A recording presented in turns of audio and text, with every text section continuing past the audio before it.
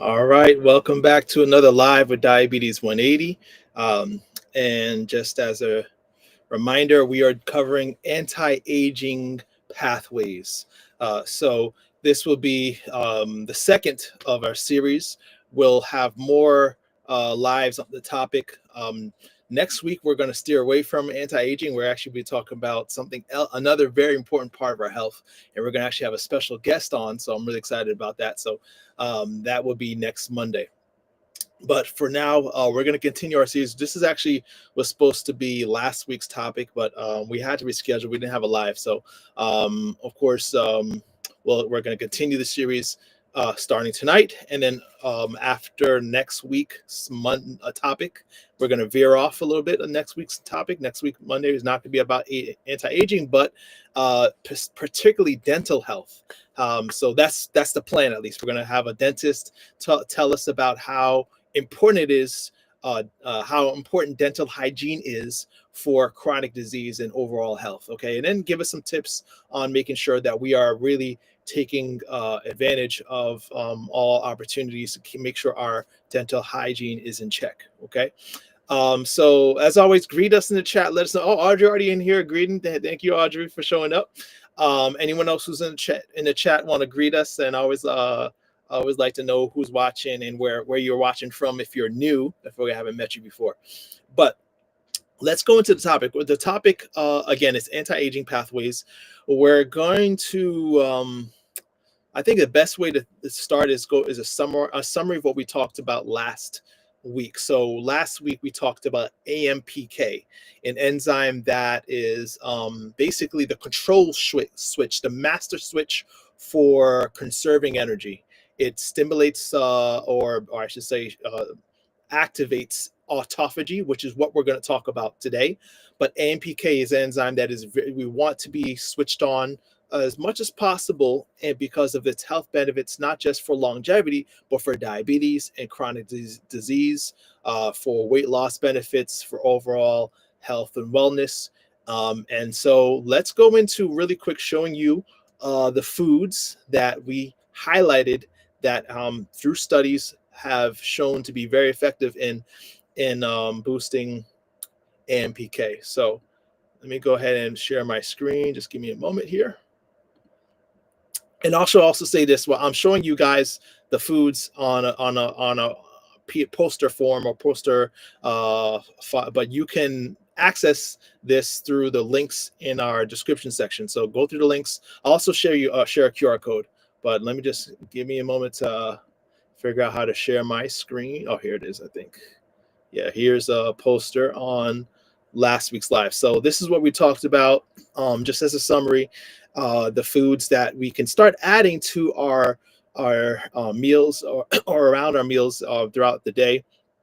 Barberries, you can definitely get berberine supplements, but I'm always for the food, because food is packaged as God designed it, and it's going to do much better for you than supplements. But barberries, just a tablespoon a day, twice a day. You can get this at Middle Eastern stores or online. Apple cider vinegar or any vinegar-based dressing, but like balsamic vinegar, using that on your dressings is just about 2 tablespoons a day. Studies have shown amps up AMPK. Hibiscus tea, I love hibiscus tea for a lot of reasons, because not only is it good for this purpose, but also for blood pressure, for blood sugar, right? And it has a lot of health benefits. And black cumin is not something we talk about a lot on our channel, so I like that we could present it today as a method to boost or amp up our AMPK. So you could actually get this that download, I should say, download by either visiting our description section, or let me just boast, let's get a little fancy and show a QR code.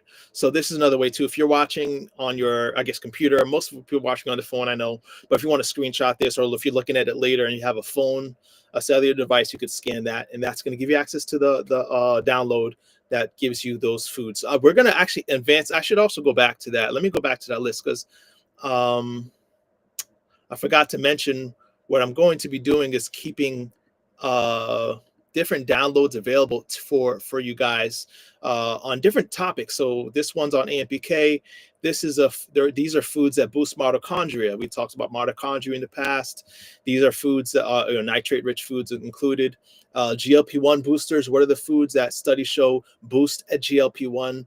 What are the foods that are good for diabetes? So if you want access to all these files as a download, as one download, you can have them. And guess what? I don't charge for them. It's absolutely free, a service of love. So just check out the description section if you want that download, or the QR code. It's going to give you access to all of those lists of foods. So yeah, and then let me know how it goes. Of course, all I ask in return is your testimonial. Say, hey, I started using those foods. I started using those specific spices or teas, and these are the results. Thanks, Louis. Right? I just want to know how it worked for you. Okay. All right. So let's go ahead and to our topic of the night, which is autophagy. Okay, autophagy definitely is one method or pathway that I'm sure all of you guys are familiar with. If I were to ask you guys, have you heard of autophagy? Is this something that you're familiar with as far as an anti-aging pathway? Let us know in the chat.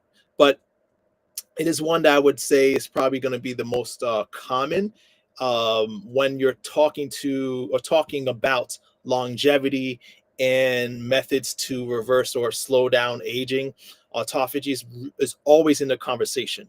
So what is autophagy? Okay, we talked about autophagy in the past, but autophagy, it gives you a hint in its word.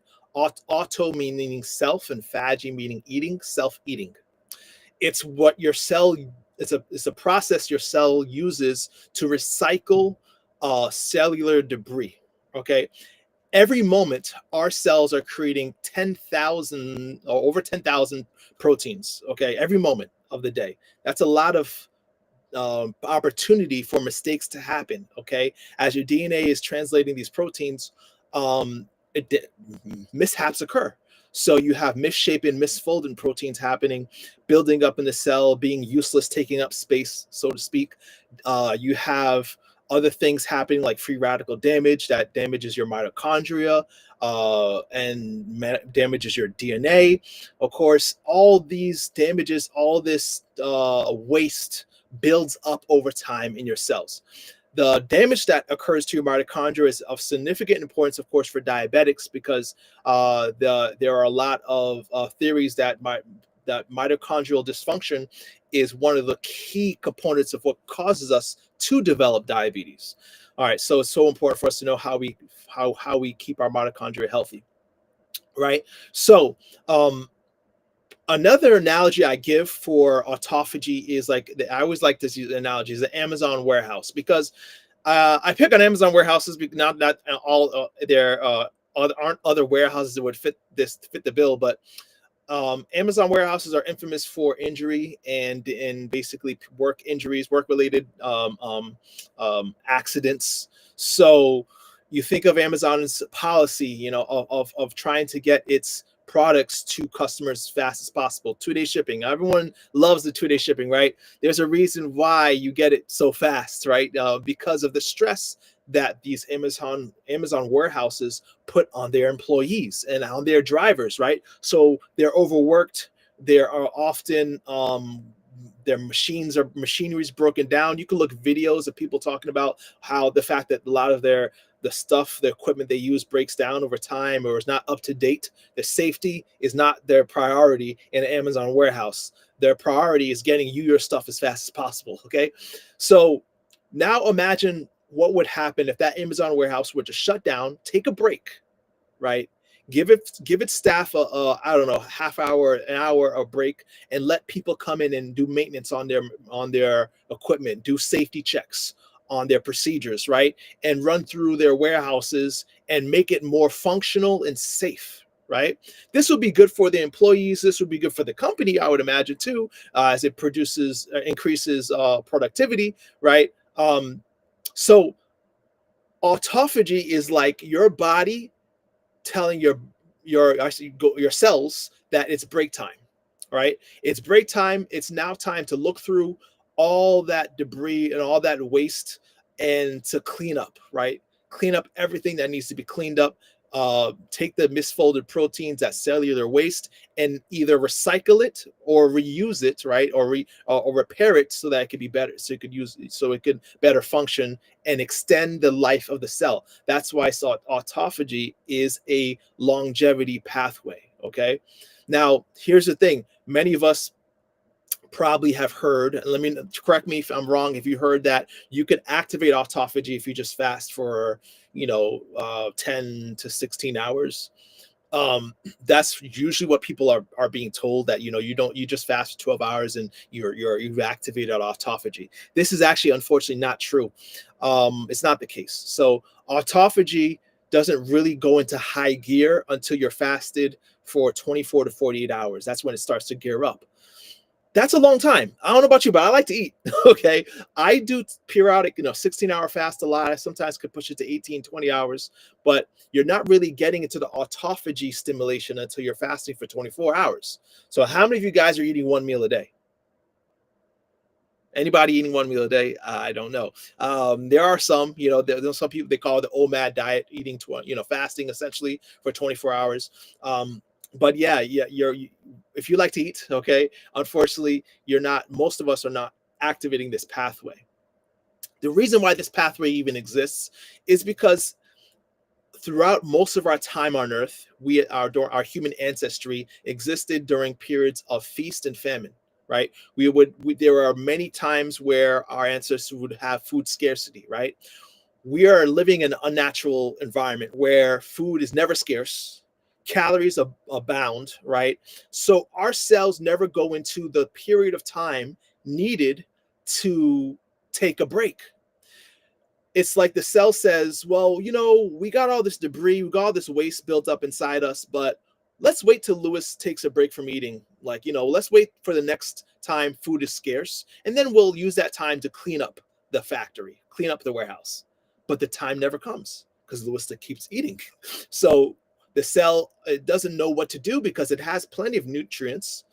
And so it lets the waste pile up, and the waste that piles up causes sickness and decreases the lifespan of that cell. So long story short, of course, if you don't want to fast for 24 plus hours to activate this pathway, then I'm going to share with you very briefly some specific foods that can boost autophagy or activate autophagy without you fasting. The first thing, though, I should say, if calorie restriction is helpful, of course, but you need to restrict your calories for a very long time. Exercise is a great hack, because whenever you're exercising, what you're doing is you're dipping into a energy deficit, right? So this is a great way to trigger autophagy. However, studies show that if you want to activate autophagy, it does require a longer period than most of us maybe are spending in the gym. But 60 minutes, according to a test where they would basically biopsy muscle tissue and see if it activated autophagy. It took about 60 minutes of moderate to vigorous activity, mainly aerobic exercise, at a level of 55 to 70% VO2 max. Okay, so working out rigorously or at a moderate level for at least an hour is a way to boost autophagy. So how many of you guys are out there working out? How many guys are out there hitting the gym? I personally love I love the gym. I could do better with aerobic exercise, though, because I mainly focus on the weights. But unfortunately, there's not a lot of studies that show whether or not resistance training activates autophagy. As of now, if you guys let me know, if you guys know of studies, then let me know, because that would really excite me. But yeah, we could go through an exercise regimen of 60 minutes or longer of aerobic training.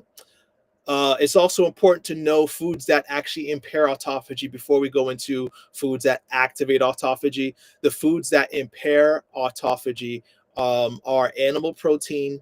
Okay, so that's why we promote a whole food plant-based diet here at Diabetes 180. But also an interesting thing is fries and potato chips, which shouldn't be surprised, right? But fries and potato chips, this is because when carbs are exposed to high heat, very, very high heat, like frying, they produce a chemical called acrylamide, and acrylamide has been shown to impair autophagy. So avoid chips and fries, obviously, but you also want to limit your intake of animal proteins. What about the foods? This is probably something that's going to be Surprising, shocking for a lot of people, because coffee is usually seen as, oh yeah, you don't want to drink too much coffee. But interestingly enough, there's studies that show coffee and is activator of autophagy. And maybe the reason why studies show that coffee drinkers tend to have these health benefits. So, according to a study of coffee drinkers, I think this study was a compilation of or a meta-analysis of studies. I'm thinking, I think from my memory, it's about 10 million people followed over time to see the benefits. But yeah, 3 cups a day showed lower risk of kidney disease, gout, type 2 diabetes, skin cancer, Parkinson's disease. So a lot of benefits at just 3 cups a day. And what's interesting is that, actually, sorry, this is the study. Sorry, this is a study, 20 study, a compilation of 20 studies following 10 million people showed a 13% lower risk of death from any cause when drinking 3 cups of coffee a day. It should be noted that it didn't have to be decaffeinated. Even decaf coffee had the same health promoting effect. So it's not the caffeine, it's actually the chlorogenic acid. So chlorogenic acid is a polyphenol in coffee. It's the most, I guess, abundant antioxidant in coffee. And when you isolate the chlorogenic acid, you can get the autophagy stimulation, right? So it's actually the chlorogenic acid. You can also look up other foods that have chlorogenic acid. I'm sure they'll have the same effect, but that's why coffee is able to promote autophagy, because of that polyphenol. All right, so this is where we're going to spend most of our time. The rest of our night here is this chemical or compound, spermidine. Spermidine is a compound that was found in 1676 by Antoine van Leeuwenhoek, if I'm saying that right, the father of microscopy. And it's a very interesting origin story. So the father of microscopy thought it was a good idea to examine his semen. Don't ask me why. And so the next, I don't recall if it was sometime after, looking at the samples, he saw crystals in the semen, and of course, being the father of microscopy, examined them, and it turned out that these were spermidine. This compound was spermidine. That's why it's called what it's called. Okay, but interesting enough, this compound is found in many tissues all over our body. Okay, so just unfortunate that it has that strange name because it was first found in semen. But spermidine is a compound that is mostly found in genetic material, so it actually houses itself to our DNA. And why it does that is because its job is to regulate or make sure that the replication of and translation that the DNA takes part in doesn't make mistakes, essentially. So it stabilizes the work of our DNA. Very important compound, but it also stimulates autophagy. That's why it makes our anti-aging pathway list. Okay, this is actually a very interesting study on rats. So rats fed spermidine live 25% longer and more healthful lives, right? So there have been studies that show benefits on not just rats, but also other species having a longevity effect and a health span increasing effect. What about humans? Because we are not rats, right?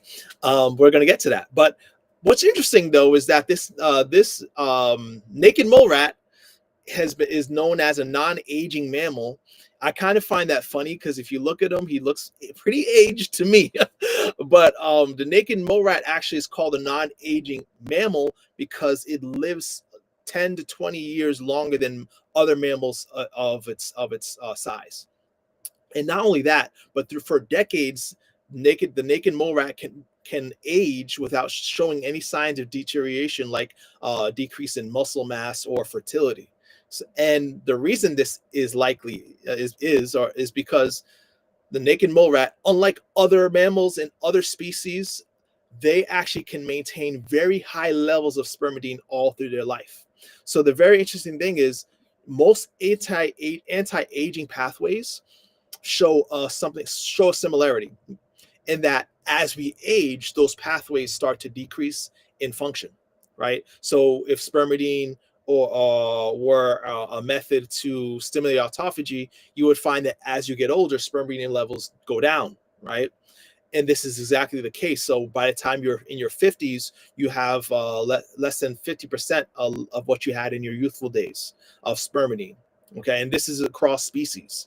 But the naked movat is a little different in that he, unlike other species, can maintain high levels of spermidine even throughout his older years, and that's why he shows no signs of deterioration, other than I guess the wrinkly skin. I don't know, but he's born with that, so don't blame him.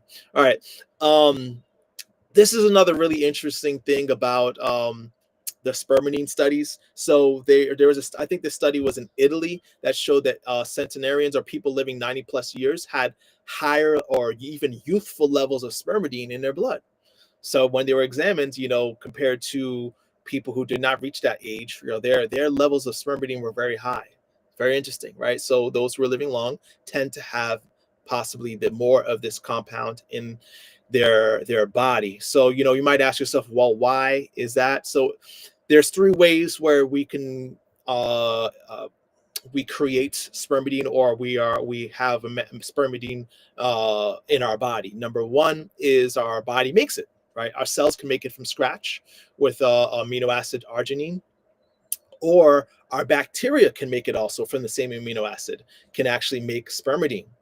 But the most abundant source would be our food sources. So we could actually have spermidine preformed from foods that we eat. And that enters our body and into our cells and does its work, right? Activating autophagy. So, going back to the study, it's very interesting that maybe these centenarians in Italy had higher levels of exposure in their food supply, right? Maybe it's that simple. Maybe it's not just genetics. This is also very interesting. We're going to go through a couple other studies on wheat germ. So this might give you a little hint on where you could find it, because I'm sure you guys are already asking, well, where do I get this stuff? Let me know, Lewis. Where I want some of that. So wheat germ is actually a method that a lot of clinical researchers use to when they want to test the effects of spermidine. And we're gonna talk about other food sources too.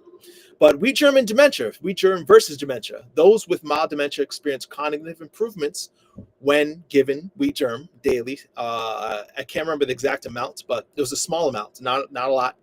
They experienced improvement in cognition way beyond all available anti-dementia treatments so far. That's crazy. I mean, dementia is something that a lot of people, of course, worry about or are living with. Why is it this mainstream news? I don't know, but now you know, right? So of course, this is most likely due to the spermidine effect, right? The longevity effect of autophagy that's stimulated by this compound in our body. This is something else that might be interesting for some of us: wheat germ and hair loss versus hair loss. So, just daily half teaspoon of wheat germ significantly reduced hair shedding. And the way they did this study was quite interesting. So they took a group, of course, the one group had a placebo, the other group had the actual wheat germ, and they did a pull test. They pulled 50 hairs, right? And when you tug 50 hairs, you shouldn't have much come out. But if 5 strands come out, that was considered a positive test when you pull. After I think it was 2 or 3 months of supplementing with wheat germ, the hair pull test was very successful in that group. So compared to the placebo group, there was a lot less hair shedding. And what's even crazier is that months later, they brought them back into the study, all right, after they stopped the wheat germ. They're across the board. Those who had the wheat germ, the group that had the wheat germ, had no hair shedding, right, compared to the group that didn't. So if anyone's looking to have long, luscious hair like these locks, go ahead and get you some wheat germ, all right. So another benefit, well, this is a list of benefits that come from spermidine. Reversing immune aging. So that's something that happens over time. It's why as we get older, many of us succumb to infections, because our immune system ages just like we do. Spermidine can reverse immune system aging. It also can revitalize the heart function and the vessels that support it, reduce blood pressure, lower rates of heart attack, stroke, and death from vascular disease. So you can see why this is such a powerful way to boost autophagy and help us who want to slow down our aging, right? And so let me make this big so I can read it. So In this here, 800 people were followed between the ages of 40 to 80 years old for 20 years. 146 different nutrients were basically examined, right? And the one nutrient that was most predictive of those who lived long was spermidine. That's interesting, right? So, of the 146 different nutrients that a person can have, spermidine was the most predictive of longevity. And the difference in death rate was as if they were 5.76 younger. Think about that. Just one component of our food can affect you to the point of erasing 6 years. I think I became a fan of this compound once I learned of it. So yeah, and we're gonna talk about, of course, the as they say, the brass tacks. Where can we get this stuff, Lewis? Where are the sources of spermidine? So we already talked about coffee and exercise to stimulate autophagy. These are the foods that can also stimulate autophagy by way of increasing spermidine levels in our body. Okay, and again, you can have this list in the description section. I think I might have a QR code for it too. But these are the foods, okay, listed from top 7, and they're actually listed in serving size. So, 9.7 milligrams in 100 milligrams of tempeh. So you can go through this list. If you don't have time to write it out, I'm actually not gonna give you the time because it's pretty long. If you go through, you could pause it and write. Of course, you could pause it and write the list out. But if you don't want to do that, just check the description section. Okay. The reason why wheat germ, it's interesting. Wheat germ is pretty low down on the list, but why I encourage wheat germ as a source of spermidine is because it's the cheapest a way to get it in your system. Okay, as we're talking like cents, pennies. Okay, so wheat germ, I can't remember how much I bought my case for. It was real cheap, and I bought it like months ago, and still almost full. So you can get a lot of, as far as bang for your buck. Wheat germ is the one I would recommend if you want to activate this autophagy. All right. Don't forget exercise though. All right, that's definitely key. Coffee definitely comes with some concerns, so we should probably do another live on coffee specifically. But yeah, studies do show it can be effective. But if you're looking again for that list, look at the description section. I'm gonna see if I have a QR code for it though. I might. Healthy sources. Yep, I do. So you also can check the scan the code here, and that will get you a downloadable link to get that list of foods that are rich in spermidine. All right. So that's all we have for the night. I don't think I had much questions, which hopefully means that I'm a good teacher. All right. But if you have questions, I will be looking at, obviously my accounts on YouTube and Facebook to answer them. All right. So, beloved, I pray above all things that you may prosper and be in good health, even as your soul prospers. We'll see you next week.